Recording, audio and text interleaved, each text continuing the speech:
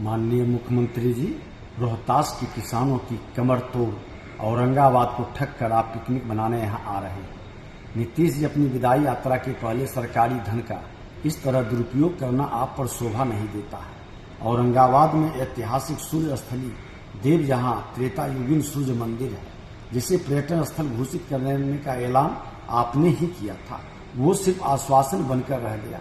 वहां किसान अपनी जमीन के मुआवजा के लिए अभी भी भटक रहे हैं। उसका समाधान कब होगा, ये आपको बताना चाहिए। वहां की जनता के समस्याओं का समाधान करना चाहिए। नीति आयोग द्वारा पिछले बजट सत्र में औरंगाबाद के लिए मेडिकल कॉलेज हेतु भूमि प्रस्ताव की मांग की गई थी।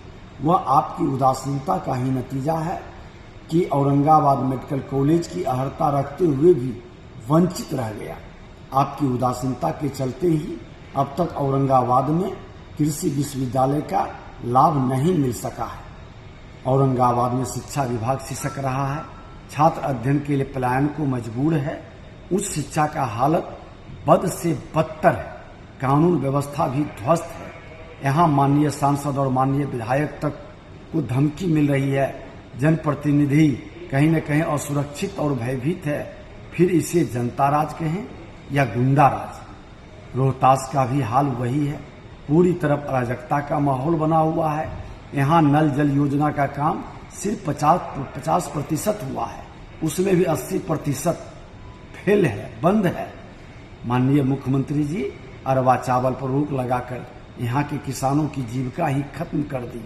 लाखों की लागत से इन्होंने अरवा चावल मिल शुरू किया था। आपने ही तो नीति बनाया था।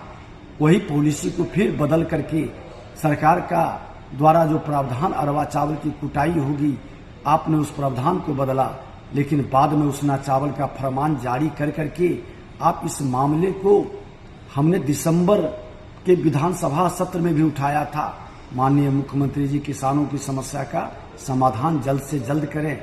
उसरा चावल का लाभ कुछ आपके ही चहेते लोगों को देने के लिए अरवा चावल को बंद कर बेरोजगारों की एक बड़ी फौज आपने खड़ा कर दी। वैसे माननीय मुख्यमंत्री जी, रोहतास के साथ वादा खिलाफी करने की लंबी सूची है।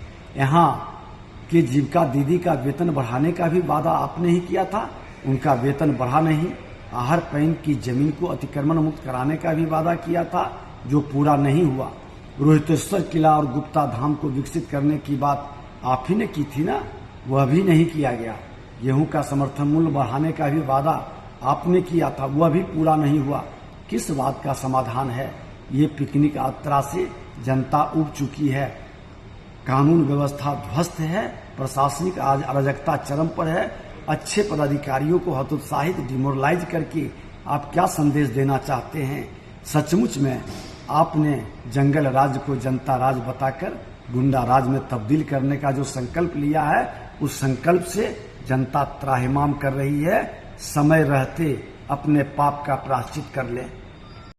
परफेक्शन IAS, UPSE और BPSC फाउंडेशन क्लासेस के लिए समर्पित संस्थान। यहाँ आपको UPSE selected and interview appeared faculties द्वारा गाइड किया जाता है। Separate batches for Hindi and English medium. 65वीं और 64वीं BPSC एग्जाम में 69 और 107 रिजल्ट्स एवं 66वीं BPSC एग्जाम में 131 रिजल्ट्स हासिल किया है परफेक्शन IAS टीम ने। परफेक्शन IAS, कुमार टार, बोरिंग रोड, पटना।